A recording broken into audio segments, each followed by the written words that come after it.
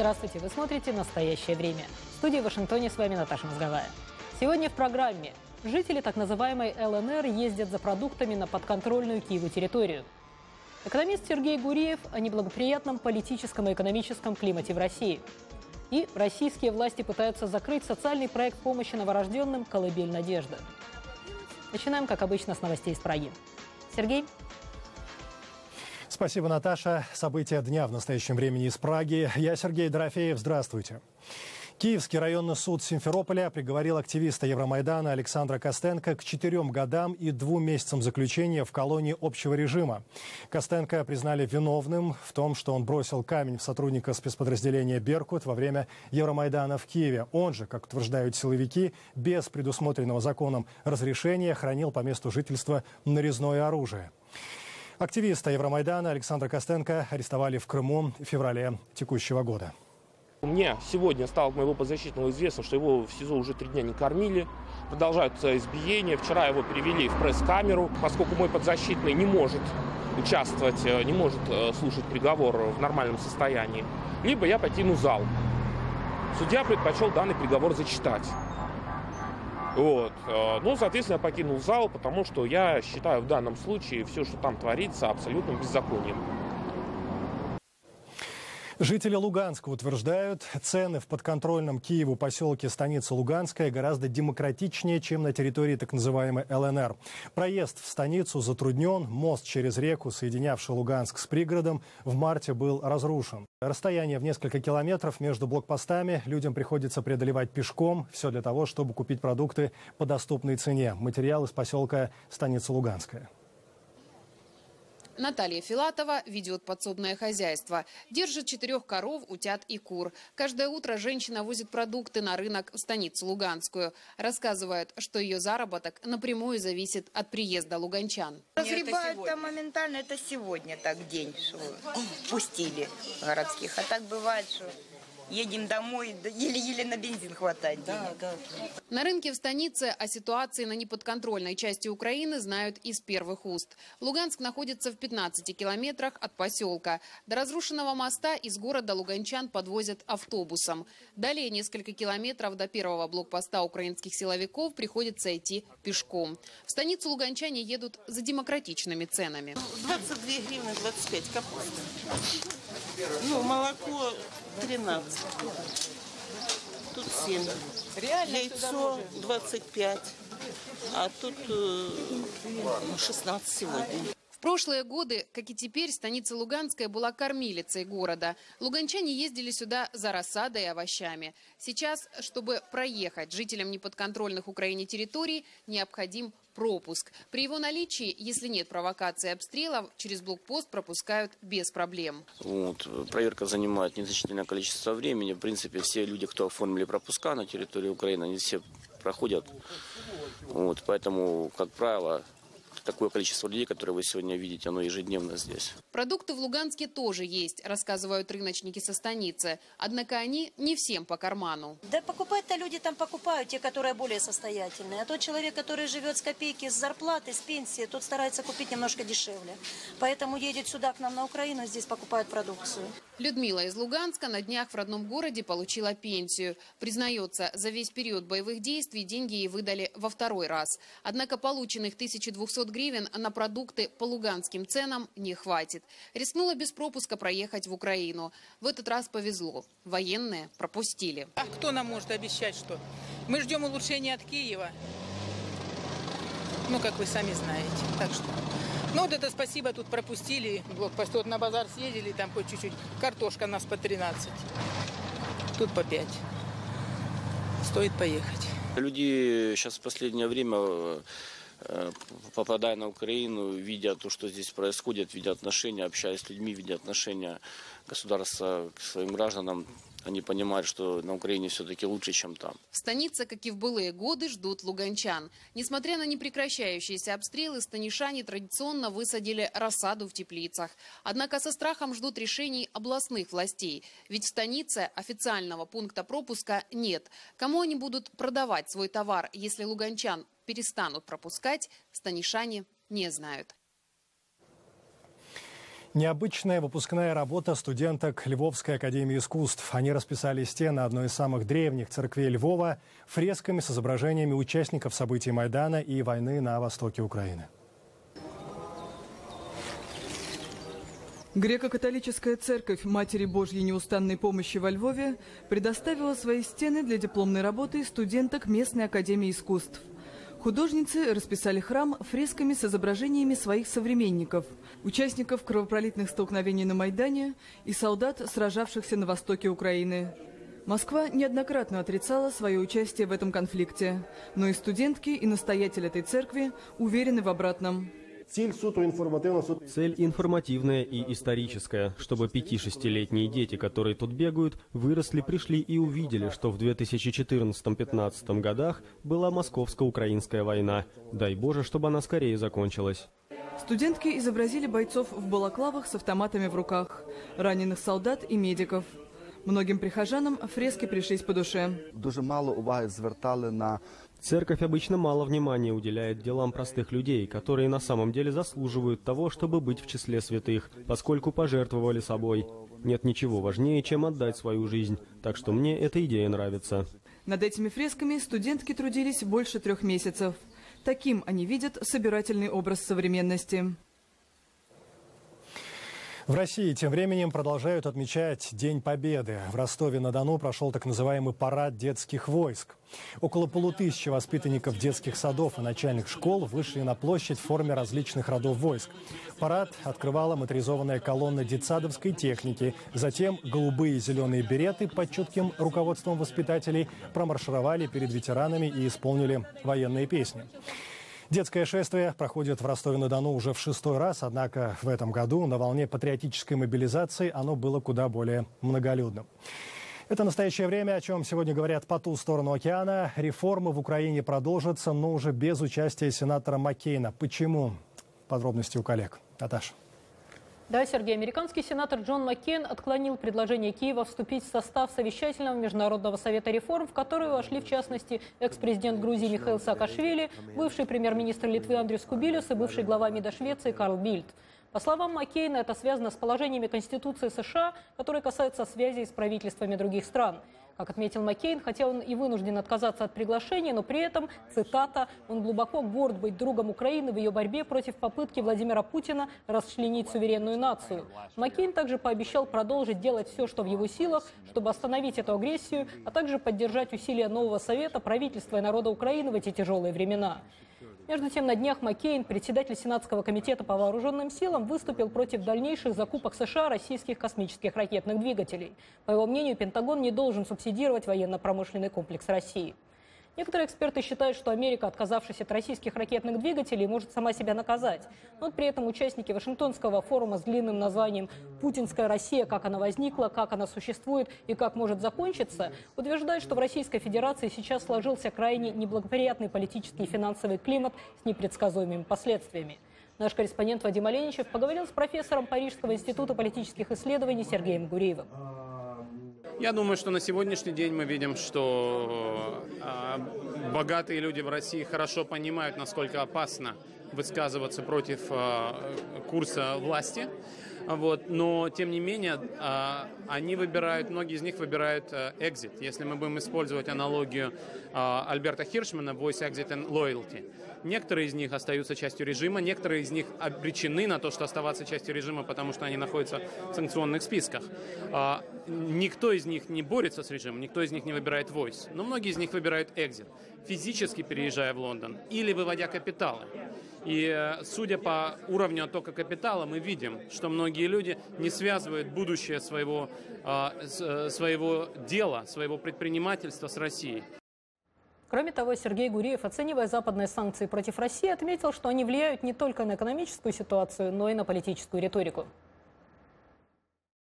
После того, как были введены санкции, референдум, так называемый референдум в Донецке и Луганске прошел, ничего не произошло. Владимир Путин продолжал говорить, что это часть Украины. Так называемые выборы в ноябре 2014 года прошли в Донецке и Луганске. Россия сказала, мы уважаем, но не признаем эти выборы. И это, наверное, связано с тем, что к этому моменту были введены серьезные санкции. И главное, российская элита поверила в то, что в случае дальнейшей эскалации будут дополнительные санкции, которые будут еще более болезненными. В Камп-Дэвиде завершился саммит Совета сотрудничества государств Персидского залива. По итогам встречи с представителями арабских стран президент Обама пообещал, что в случае нападения США готовы оказать партнерам поддержку. К списку потенциальных угроз относятся Иран и экстремизм. Репортаж Луиса Рамиреса. Большинство из 6 глав государств Персидского залива отказались присутствовать на саммите. Многие трактовали это как желание выразить Бараку Обаме свое несогласие с договоренностью по ядерной программе Ирана, на достижении которой настаивает президент. Тем не менее, Обама заявил, что саммит прошел успешно и попытался успокоить встревоженных союзников. Соединенные Штаты поддержат наших партнеров в странах Персидского залива при нападении извне, а также углубят и расширят сотрудничество в ответ на многочисленные вызовы, существующие в регионе. Это было именно то послание, которое лидеры этих государств хотели услышать. Страны залива считают, что США недостаточно вовлечены в дела региона в тот момент, когда Иран вмешивается в Йемен и Сирию, а угроза со стороны экстремистских группировок растет. Президент Обама назвал переговоры откровенными, и его гости не скрывали беспокойства по поводу того, что ядерное соглашение с Ираном поможет Тегерану выделить еще больше средств на дестабилизацию в регионе. Некоторые из них выражали озабоченность тем, что с дополнительными ресурсами, с помощью уменьшения санкций, существует такая возможность, что Иран направит значительную часть этих ресурсов на новые дестабилизирующие действия. В Вашингтоне подчеркивают, что заверения, которые получили лидеры 6 стран, делают обязательства США по отношению к ним тверже, чем по отношению к другим партнерам. В результате саммита страны Персидского залива получили, среди прочего, больше совместных военных учений, ускоренную продажу оружия и помощь в улучшении координации противоракетной обороны. К слову об Иране, Бен Роуд, заместитель советника национальной безопасности при Белом доме, опроверг утверждение посла России в ООН Виталия Чуркина о том, что санкции ООН против Ирана в случае нарушения Тегераном условий соглашения по ядерной программе не возобновятся автоматически. Роуд сказал, что возможность быстрого восстановления санкций была одной из четких договоренностей на апрельских переговорах «шестерки» с Ираном в Лозанне. Другая тема. В этом году крымские татары не смогут отметить годовщину депортации с их родины. Подробности у коллег в Праге. Сергей? Так и есть, Наташа. В проведении траурного митинга 18 мая крымским татарам отказала нынешняя администрация Симферополя. В ближайшем к полуострову крупном украинском городе Херсон на следующий понедельник запланированы митинг и закладка сквера памяти погибших во время насильственного выселения. В Киеве памятные мероприятия на этот счет начались вчера. Акции в поддержку татар пройдут также в Берлине и в Варшаве. Очередной годовщине депортации крымско-татарский музыкант Сервер Акперимов посвятил свою композицию «Память». Александр Касаткин подробнее. 18 мая 1944 года советские власти начали массовое выселение крымско-татарского народа с территории Крыма в Среднюю Азию.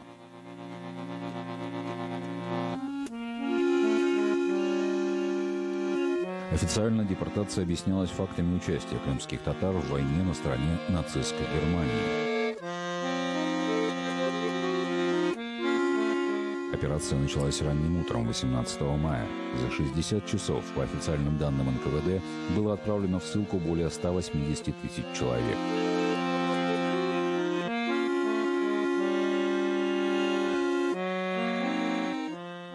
Всего принудительно выселили порядка 200 тысяч человек, среди них 9 тысяч крымских татар, сражавшихся в рядах Красной Армии против немецко-фашистских войск.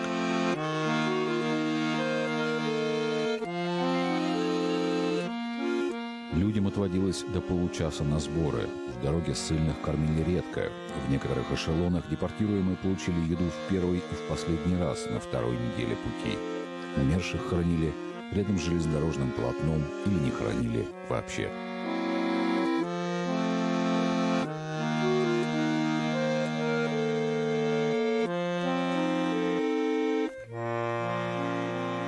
По некоторым данным, в дороге в течение первого года ссылки от голода и болезней погибли более 30 тысяч крымских татар.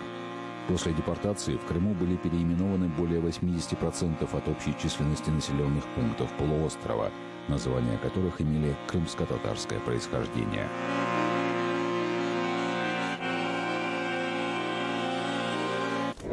Крымским татарам разрешили вернуться на родину только в 1989 году.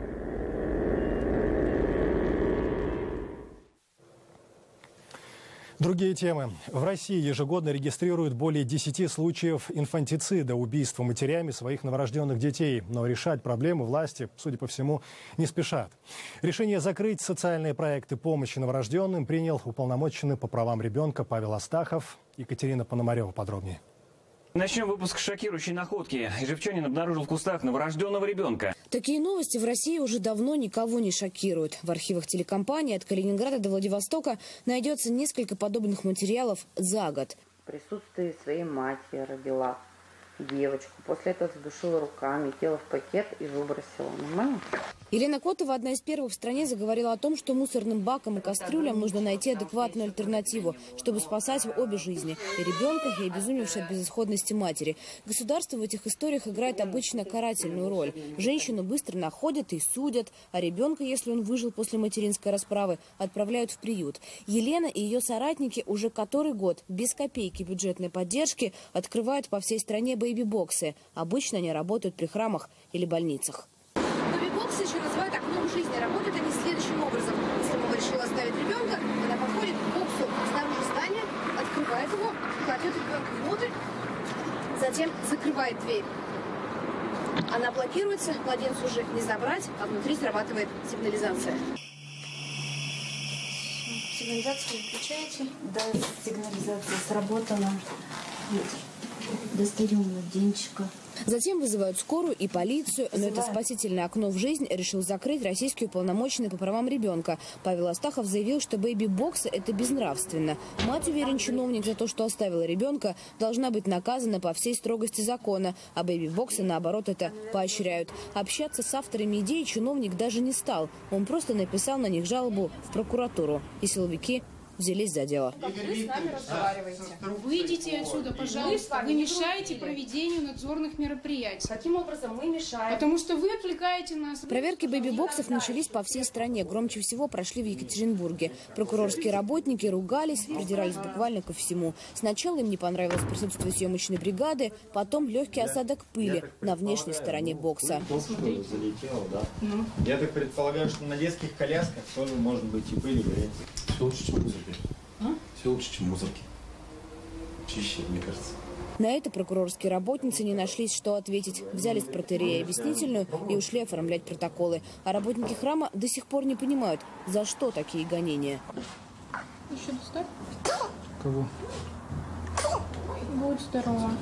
Эти съемки сделаны почти год назад. Сначала в этот бэби-бокс принесли мальчика, а спустя 2 недели и девочку. Дети уже при родителях. Причем мальчика забрала из приюта родная мать. Женщина поняла, что погорячилась. За пару лет работы бэби-боксов по всей стране право на жизнь получили 33 младенца. И 5 из них вернулись в родные семьи. И в голове у правозащитников до сих пор не укладывается, почему государство вместо того, чтобы бороться за детские жизни, борется за нравственность. Мы можем встретиться с Павлом Алексеевичем, мы покажем практику, покажем реальных людей, реальную историю. Пусть он посмотрит, и мы найдем вместе решение, как сделать так, чтобы ежемесячно 20 трупов детей у нас в России не находились на помойках.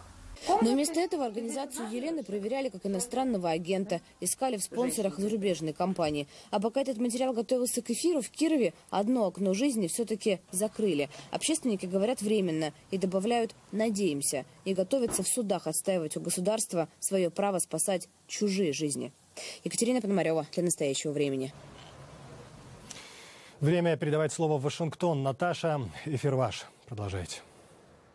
В США есть компания Etsy, которая занимается интернет-продажей винтажных и кустарных изделий. В прошлом месяце она необычайно успешно разместила и распространила свои акции на бирже. Секрет успеха нью-йоркской фирмы изучал наш корреспондент Златица Хок. Etsy – интернет-рынок, где торговцы предлагают вещи ручной работы, антиквариат и ретро. Компания стартовала 10 лет назад, и с тех пор у нее появилась крепкая база из почти 1,5 миллиона продавцов и около 20 миллионов покупателей. Доходы компании неуклонно росли, в прошлом году составив более 195 миллионов долларов. По состоянию на декабрь мобильное приложение Etsy загрузили 22 миллиона пользователей. Это лидер интернет-торговли, специализирующийся на вещах ручной работы и изделиях, выпущенных не ранее, чем 2 десятилетия назад, в том числе украшениями, мебелью, одеждой. Больше ни одной компании не удалось создать сообщество такого типа со столь верной клиентурой. Etsy утверждает, что около половины покупателей и продавцов, которые сотрудничали с ней в 2011 году, продолжали это делать и в 2014. И все же успех Etsy на фондовом рынке удивил всех. Торги открылись 16 апреля при цене $31 за акцию. В тот день компания дебютировала на бирже NASDAQ. В течение дня цена акций Etsy перевалила за $35, в 2 с лишним раза больше, чем первичное предложение самой компании – $16. Это был рекорд биржи для компании такого типа. В первый же день Etsy заработала $267 миллионов. Компания действительно увеличила маркетинговые расходы, сообразив, что у нее настолько преданные клиенты, что можно заплатить больше, чтобы и дальше привлекать новых клиентов. Динамика роста Etsy довольно хорошая. Она может составить более 50% к концу года. Etsy, основанная в 2005 году, прошла путь от сайта, на котором продавали только деревянные изделия, до интернет-сообщества мастеров, предлагающих уникальные товары, которые невозможно производить массово или перепродавать. Поклонники Etsy считают компанию противоядием от глобального ширпотреба, выпускаемого большими корпорациями. Если фирма сойдет с этого пути, она может лишиться преданных клиентов. Однако компания заявила, что намерена расширяться в мировом масштабе и увеличивать свою базу покупателей и продавцов уникальных товаров. Как заинтересовать молодежь экологией? Непростую задачу экологического воспитания школьников поставила перед собой одна из некоммерческих организаций Колорадо. Подробности в репортаже Полы Варгас из Денвера. Вы хотите заставить подростков делать домашние задания? Удачи вам, родители! А вот заинтересовать их походом в город для изучения проблем окружающей среды, как оказалось, не так сложно. Изучая природу, ты понимаешь, что ее надо защищать. Если ты не осознаешь, что это такое окружающая среда, то и заботиться о ней ты не будешь. Именно эту цель – пробудить интерес молодежи к экологии – ставит перед собой институт Коттонвуда. Одна из его программ рассчитана на учеников местных школ. Каждый класс выбирает определенную экологическую проблему и приступает к поиску путей ее решения совместно с профессиональными экологами. Исследования школьников длятся от 6 до 12 недель, и после завершения программы школьники намного лучше понимают проблемы окружающей среды и необходимость их разрешения. Я очень многое узнал о проблеме исчезновения видов, конкретно пчелиных колоний. Я также узнал новые факты о фракинге и загрязнении воды. Эта группа ребят работает над проблемой загрязнения водных ресурсов. Они также разбили огород, где выращивают овощи и зелень для школьных обедов. По словам основателя института Коттонвуда Форда Чорча, он хотел бы, чтобы молодое поколение задумалось о будущем. Одна из наших самых важных задач состоит в том, чтобы наши школьники заботились о природе. В городе, быть может, если вы выбросите мусор на тротуар, его подберут. Однако здесь, на природе, это наш дом, и мы очень хотим, чтобы ребята заботились о нем. Программа института Коттонвуда демонстрирует значение осознанного экологического выбора. Иногда меня охватывает чувство беспомощности от того, сколько всего плохого происходит на планете, и я одна не могу ничего изменить. Однако потом я понимаю, что новая программа учит нас делать шаг за шагом на пути решения проблем. Этот урок усваивается ребятами на отлично. Очень важно знать проблемы экологии и понимать, как наши поступки влияют на окружающую среду. В прошлом году институт Коттонвуда, отпраздновавший свое десятилетие, привлек к сотрудничеству более 400 учащихся. Они не только расширили свое представление об экологии, но в полной мере осознали свою ответственность за будущее нашей планеты. Каждое воскресенье в Вашингтонском парке Меридиан-Хилл собираются барабанщики. Sunday Drum Circle – это живая история афроамериканского сообщества столицы. Подробности в репортаже Джун Со. Я чувствую энергию и силу, когда я прихожу сюда играть. Шанга Кваме участвует в выступлениях Sunday Drum Circle уже почти 20 лет. Игра на барабанах здесь напоминает мне о родной Африке. Повсюду на том континенте барабан предназначен для праздника. Мое сердце согревается, когда я прихожу сюда играть. Более 50 барабанщиков, большая часть которых афроамериканцы, играют на самых разных ударных инструментах. Среди них есть и профессионалы, и начинающие. Их объединяют ритмы Африки.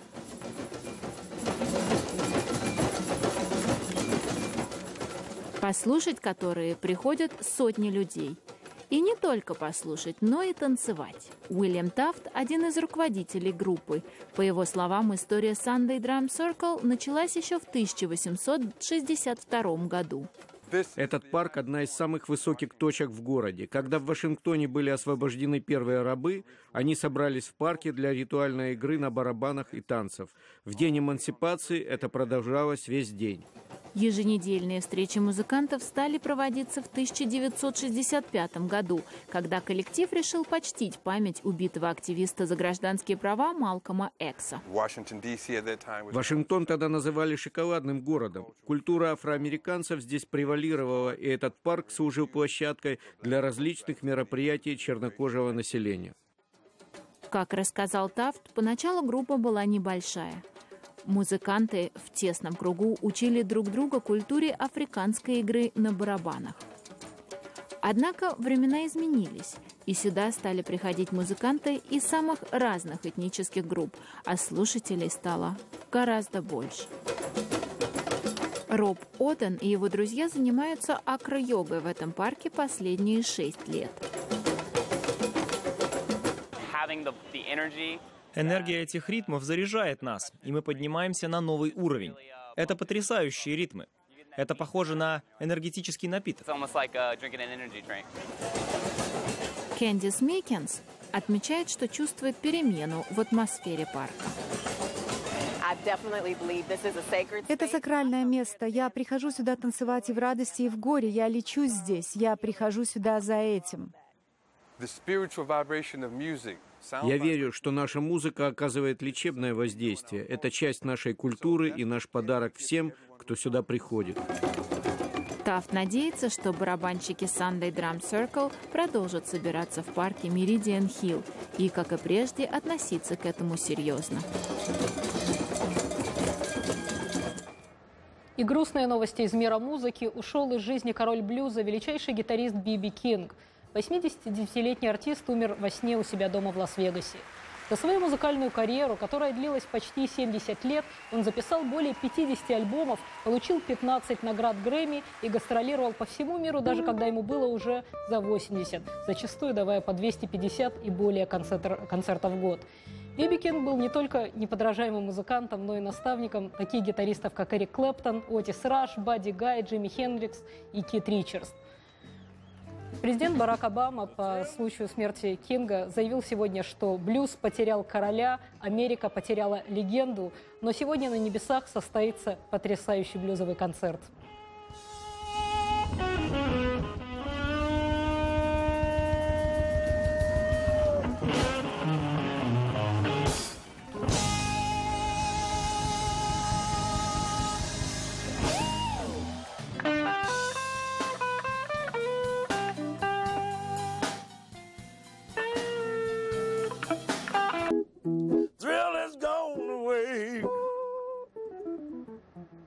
На этом наша программа подошла к концу. Спасибо, что были с нами. И до встречи в понедельник. Спасибо, Сергей. Мы благодарим коллег в Вашингтоне и всех наших зрителей. Смотрите нас в эфире своих национальных телеканалов. В настоящее время Сергей Дорофеев. Всего доброго. До свидания.